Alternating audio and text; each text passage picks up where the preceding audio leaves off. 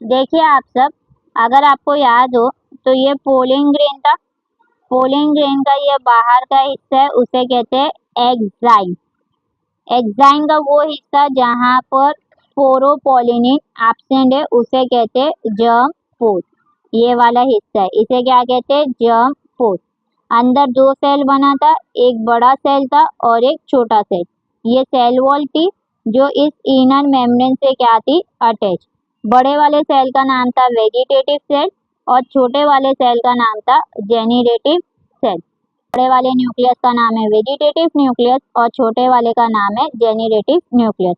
अब क्या होता है, ये जैसी शेड ऑफ होती है तो ये जाके गिरता है स्टिग्मा के ऊपर। स्टिग्मा किसका पार्ट होता है? तो ये पार्ट होता है गाइनोशियम का। गाइनोशियम की यूनिट होती है जिसे हम कहते हैं पिस्टल, या तो फिर हम इसे कहते हैं कार्पल।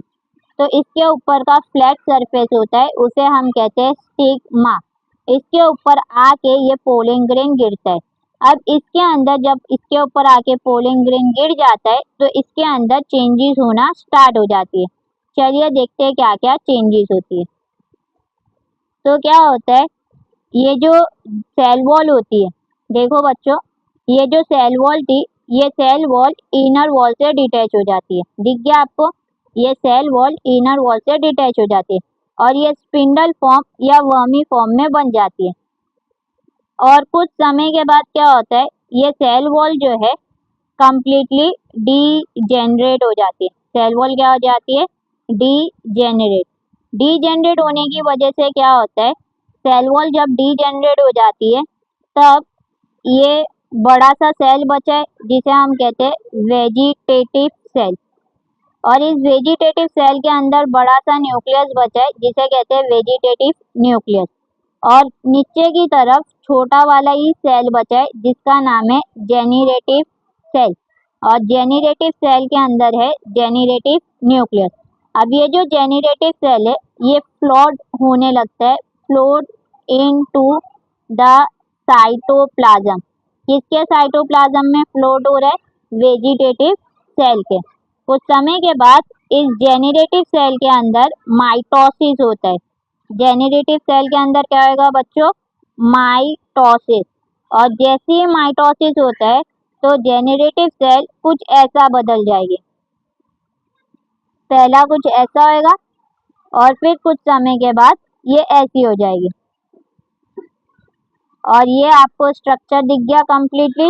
इसे कहते हैं two non motile male gametes. तो टोटल कितना नॉन मोटाइल मेल गैमेट्स बन गया मेरे बच्चों? 2।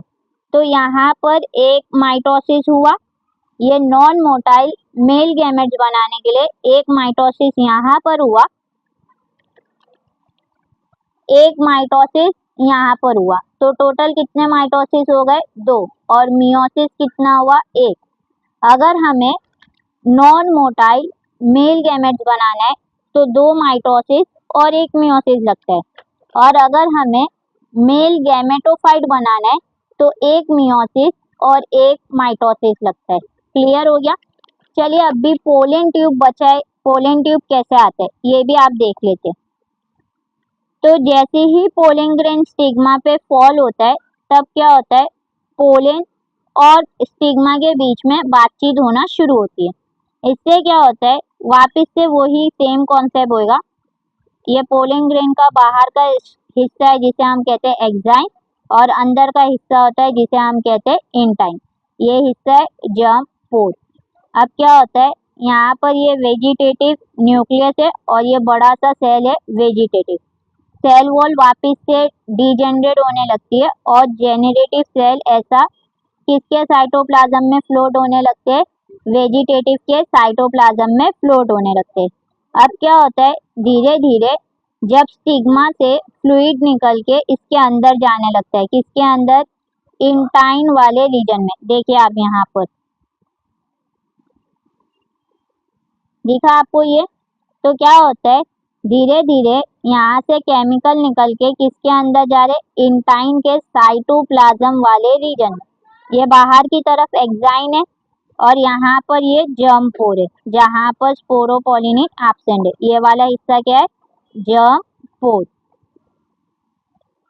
अब क्या होता है, यहाँ पर इतना ज़्यादा केमिकल आने लगता है कि इंटाइन वाला साइटोप्लाज्म का जो हिस्सा होता है वो स्वेल हो जाता है। स्वेल होने की वजह से जर्म पोर्ट, देखिए मैं यहाँ डायग्राम कंटिन्यू कर रही हूँ, स्वेल होने की वजह से, फूलने की वजह से इंटाइन का हिस्सा बाहर आने लगता है। कहाँ से बाहर आएगा? जर्म पोर्ट से। देखिए ये आ रहा है बाहर, और ये बाहर की तरफ क्या प्रेजेंट है? एक्साइन प्रेजेंट है।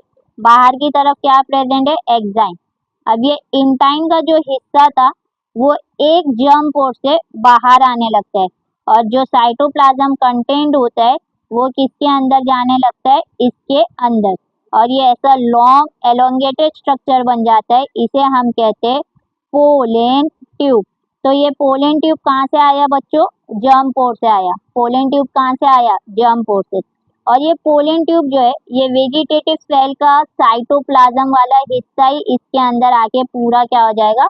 फिल हो जाएगा, और इसके टिप पे जाके बैठ जाता है, जिसे हम कहते हैं वेजिटेटिव न्यूक्लियस। तो वेजिटेटिव न्यूक्लियस जो है पोलन ट्यूब के टिप पे बैठेगा, और ऊपर की तरफ रहता है जिसे हम कहते हैं जेनरेटिव सेल। अब ये जेनरेटिव सेल अंडरगो जाता है माइटोसिस। कहाँ जाता है? माइटोसिस। देखो ये पोलन ट्यूब है।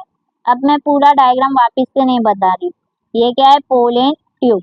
और जेनरेटिव सेल माइटोसिस गया तो ऐसा गैमेट बना देगा, इसे कहते हैं two non motile male gametes.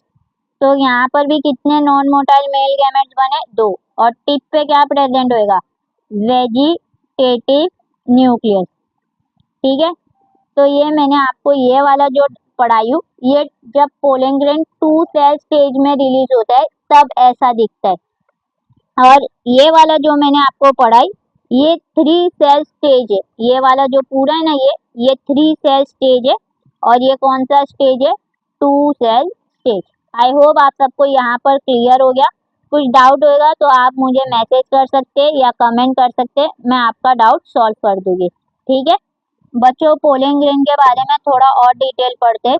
Pollen grain जो है आप इसे स्टोर कर सकते हो। स्टोर करने के लिए आपको यहाँ पर लिक्विड नाइट्रोजन की जरूरत पड़ती है -196 डिग्री सेल्सियस में। ठीक है, इसके अलावा जब हम बात करते हैं पोलन ग्रेन की, तो पोलन ग्रेन से एक फीवर आता है जिसे हम कहते हैं हे फीवर। ये जो हे फीवर है ये पोलन ग्रेन की वजह से होता है।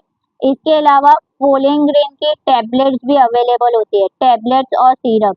ये टैबलेट्स और सिरप जो पोलन ग्रेन की अवेलेबल होती है वो रिच होती है इन न्यूट्रिएंट। और भी कुछ फीचर्स है जो मैं आपको बाद में बताऊंगी। पोलन ट्यूब के बारे में थोड़ा सा बता देती हूँ। पोलन ट्यूब जो है वो नीचे की तरफ ग्रोथ देता है, तो ये जब नीचे की तरफ ग्रोथ देगा तो इसका ये अपाइकल ग्रोथ शो करता है। कौन सा ग्रोथ शो करता है? Apical growth. और पोलन ट्यूब जो है वो नीचे की तरफ ग्रोथ देता है, और कौन सा ग्रोथ शो करता है? Apical growth. पोलन ट्यूब जो है वो केमिकल की तरफ मूव होता है, इसीलिए हम ऐसे मूवमेंट को कहते हैं कीमोट्रोपिक मूवमेंट। कौन सा मूवमेंट कहते हैं? कीमोट्रोपिक मूवमेंट। तो हमारा फाइनली प्री फर्टिलाइजेशन का एक प्रोसेस कंप्लीट हो गया।